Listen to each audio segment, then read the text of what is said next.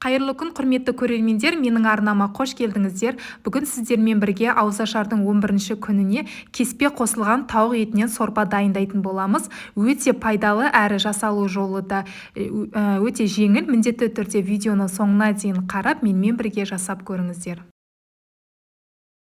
Бізге керекті заттарды алдын ала ашып осылай дайындап аламыз. 2 сәбіз, 2 пияз және де қалауыңызша картоп, тауық еттері қажет болады. Менде тауық еті кішкене үлкендеу болғандықтан 2-ге бөліп алдым. Егер сіздерде осындай дайын бөлігі болса, онда бөлудің қажеті жоқ. Солай қайнатып дайындай бересіздер.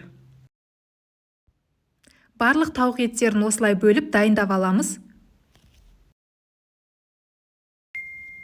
Бұл тауық сорпасының ерекшелігі біз майға қуырмаймыз, яғни қайнатып пісіретін болғандықтан қазанымызға тауық еттерін салып, үстіне салқын суымызды құйып алатын боламыз. Енді қайнағанша, яғни қатты отқа қойып қоятын боламыз. Сол аралықта біз керекті заттарын осылай турап дайындап аламыз. Пиязды осылай жіңішке ұзынша етіп турасаңыздар да болады, немесе бүтіндей салып алсаңыздар да болады. Өз қалауларыңыз бойынша. Мен осылай ұсақтап турағанды жақсы көретіндіктен осылай яғни ұсақтап турап алдым. Сәбізімізді де қатты кішкентай қылмайсыздар, және де қатты үлкен болып кетпесін. Осындай көлемде турап алсаңыздар болады. Картошкамыз егерде майда болса, сіздерде онда бөлудің қажеті жоқ. Менде кішкене үлкендеу болғандықтан 2-ге бөліп алдым. Барлық керекті заттарымызды осылай турап дайындап алдық. Енді кеспенің қамырын дайындауға кірісеміз. Ол үшін бізге 1 жұмыртқа қажет болады, және де 1 пиаланың жартысында су қажет болады, салқын су. Және де 1 шай қасық тұзымызды салып, қолымыздың көмегімен жақсылап бір араластырып алатын боламыз, тұзы ерігенше.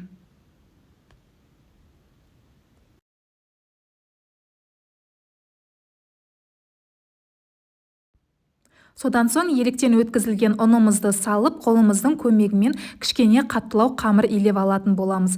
Кеспенің қамыры міндетті түрде қатты болғаны дұрыс. Енді тым қатты болып кетпеу керек, және де тым жұмсақ қылып илеп қоймаңыздар. Кішкене қаттырақ болғаны дұрыс, сонда жайылған кезде, яғни бір-біріне жабысып қалмай, әдемі болып жайылатын болады. Кесілген кезде де әдемі кесілетін болады. Осымен біздің қамырымыз дайын.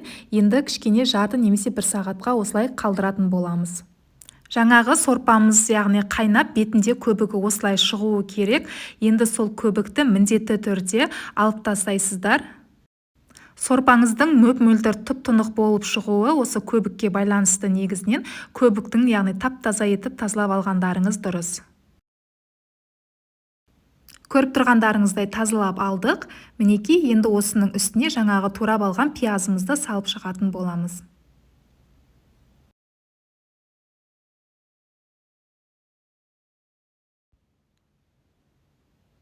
Пиязымыз бен сәбізімізді бірге қайнатып алатын боламыз, және де дәміне қарай тұзымызды саламыз. 30 минутқа осылай бетін жауып қалдырамыз. 30 минут уақыт өткен соң бетін ашып, жаңағы картошкамызды салатын боламыз. Содан соң баяу отта 1 немесе 1,5 сағатқа піскенше қайнатып алатын боламыз.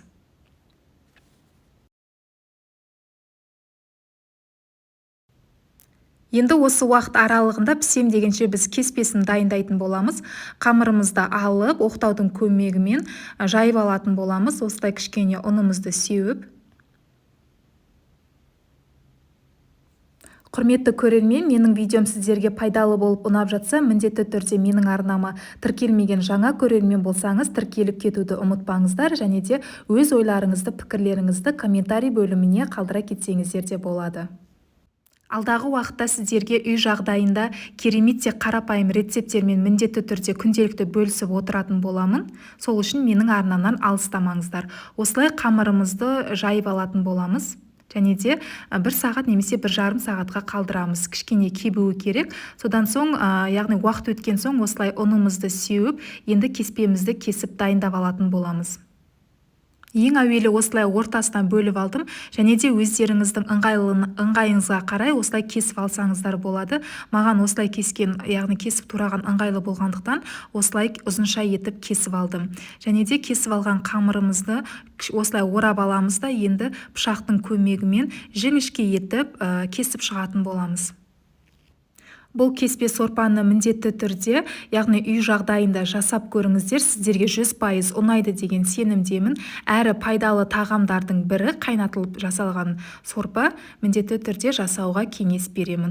Қолдан жасалған тағам бәрібір де ерекше. Яғни базардан сатып алып немесе магазиндерден дайын кеспені алғанша осылай қолыңызбен жайып, дайындап, жақындарыңызды қуантып қойсаңыздар болады. Осымен барлық кеспелерді турап дайындап алдым.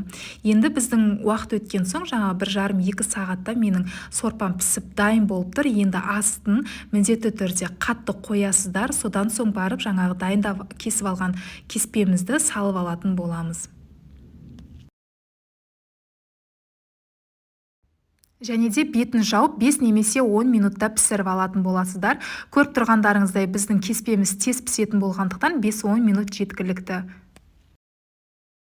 Астын қатты қоюды ұмытпаңыздар, яғни сорпасы бұрқырап қайнап тұрған кезде қамырымызды салып алдық. Көріп тұрғандарыңыздай біздің сорпамыз пісіп дайын болып шықты. Міндетті түрде жасап көріңіздер, құрметті көрермен. Ұстаған оразаларыңыз қабыл болсын. Назарларыңызға үлкен рахмет. Сіздермен болған Гүлбану.